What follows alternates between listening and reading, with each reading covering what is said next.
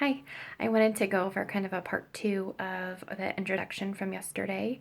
I wanted to talk about the previous pregnancies, if anyone's interested. Those were both achieved with Femera, both times 5 milligrams, and cycle day 3 through 7.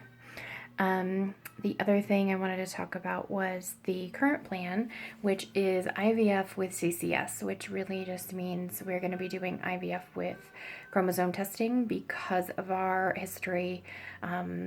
We have to do testing to make sure that they're successful as far as the embryos go when they do an implant. So that's the current plan. We'll do the CCS testing after retrieval, and then they will do a frozen transfer several weeks later. At least that's the plan. We're looking at starting the medications mid-March, and that means that probably about beginning or mid-May is when we'll go through the actual retrieval process, which is a surgical procedure. And then they'll do the testing and all of that fun stuff. And we will have the actual transfer, which will be a frozen embryo transfer. The doctor wants to do 2. So we'll be doing that probably, of course, this is all a guess, but probably about mid-June to mid-July sometime. So that's kind of our time frame. I wanted to give you a quick shot of the financials. Let me spin around.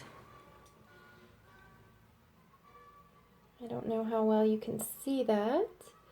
Let me hold it up. But as you can see right there, that bold X dollar amount is the amount for the IVF with the CCS testing. Not a drop in the bucket.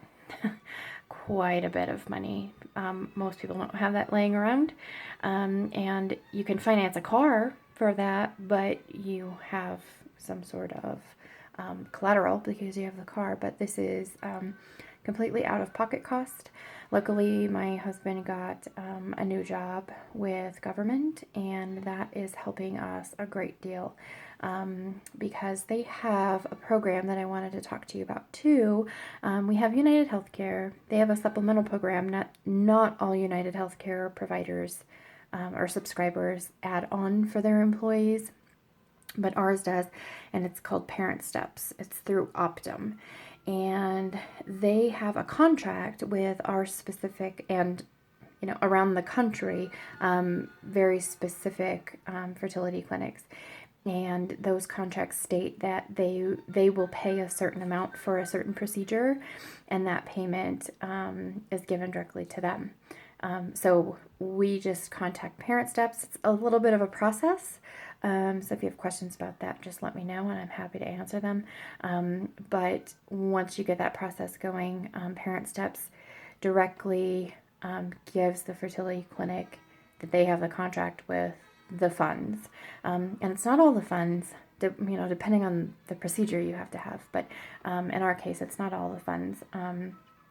But it's a nice chunk of it, which is really, really helpful. Also, there is something called American Healthcare Lending. So that's something to check into.